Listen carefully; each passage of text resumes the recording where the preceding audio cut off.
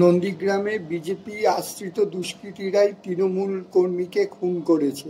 এই নিয়ে বিশদে কি বললেন কুণাল ঘোষ, শুনুন এই ভিডিওতে। আজ আবার তৃণমূলের আরেকজন কর্মী বিজেপির সমাজবিরোধীদের হাতে খুন হয়েছে। আমরা দাবি করেছি যে অবিলম্বে খুনের সঙ্গে যারা জড়িত, নন্দীগ্রাম ব্লক 1-এর সভাপতি বাপ্পাদিত্য গড় তারা নেতৃত্বে তারা সব অভিযোগ জানিয়েছেন। তো বাকি এই যারা দোষী তাদের অবিলম্বে গ্রেফতার করতে হবে।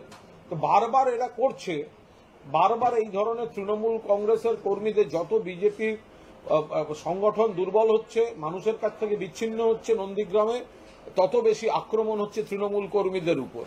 ফলে আবার একটি খুন হয়েছে, বিজেপির দুষ্কৃতীরা খুন করেছে। অবিলম্বে খুনের সঙ্গে যারা জড়িত তাদের সকলকে গ্রেফতার করতে হবে। বিজেপির 50 সদস্যের বিরুদ্ধে অভিযোগ উঠছে স্থানীয় পুলিশ। বলছি তো, বিজেপি প্রত্যক্ষভাবে বিজেপি যারা তারা তো অভিযোগ করেছেন, যিনি নিহত হয়েছেন তার ঘনিষ্ঠদের তরফ থেকে তো অভিযোগ তো করা হয়েছে, তো অবিলম্বে ধরতে হবে।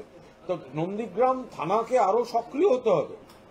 এর আগেও দেখা গেছে একের পর এক বিজেপির হামলার ঘটনা ঘটেছে, কয়েকদিন আগে খুন হয়েছে, আবার আজ খুন হচ্ছে। তাহলে নন্দীগ্রাম থানা কিভাবে, তাদের তো আরো সক্রিয়, আরো কড়া ব্যবস্থা দরকার। নন্দীগ্রাম থানার পুলিশের একাংশ তারা সম্পূর্ণভাবে পুরনো সিপিএম এর অনুগত, অধুনা বিজেপির মদতদাতা।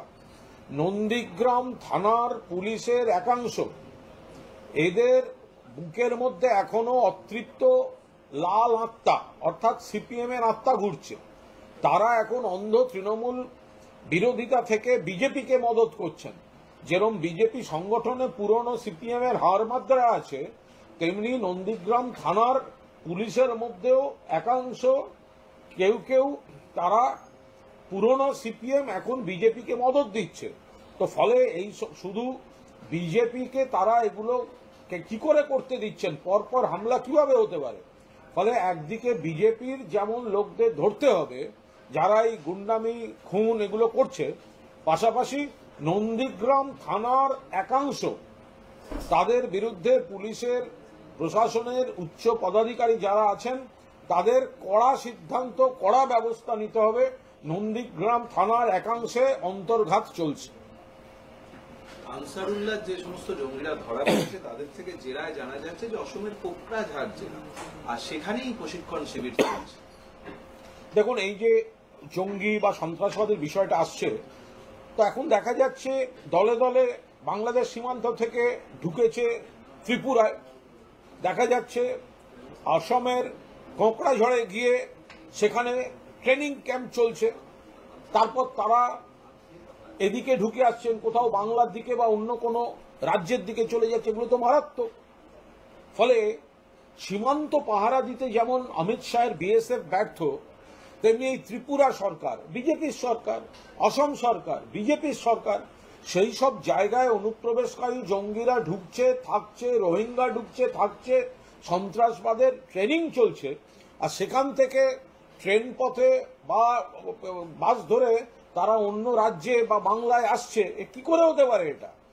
একে তো সীমান্তটা কেন্দ্রের দায়িত্ব, তারা ফেল করছে। আবার বিজেপি শাসিত রাজ্যগুলোতে এই রোহিঙ্গা বা এই বহিরাগত বা জঙ্গিরা তারা সেখানে থাকছে।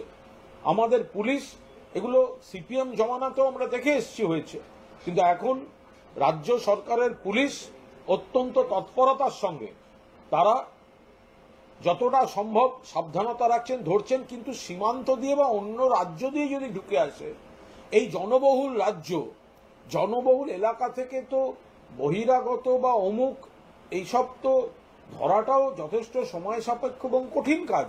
পশ্চিমবঙ্গের পুলিশ সেই কাজটা করছে, কিন্তু কেন্দ্রের সীমান্তরক্ষী বাহিনী আর বিজেপি শাসিত রাজ্যগুলো, ত্রিপুরা বা অসম, তারা যদি যথাযথ দায়িত্ব পালন না করে, তো তাহলে তো সেটা দেশের বাকি অংশকেও, ইনক্লুডিং বাংলা, এই ঝামেলা পোহাতে হচ্ছে।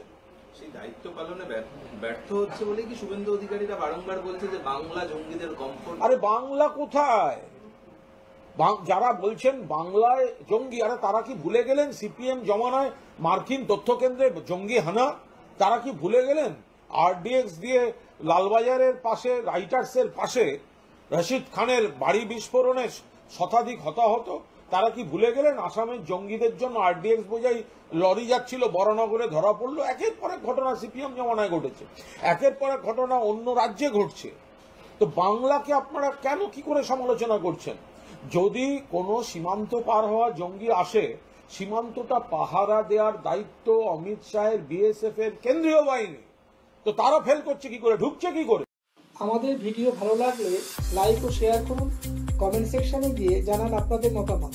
আরো ভিডিও পেতে চ্যানেলকে সাবস্ক্রাইব করুন। প্রতি মুহূর্তে খবরের আপডেট পেতে প্রেস করুন বেল আইকন।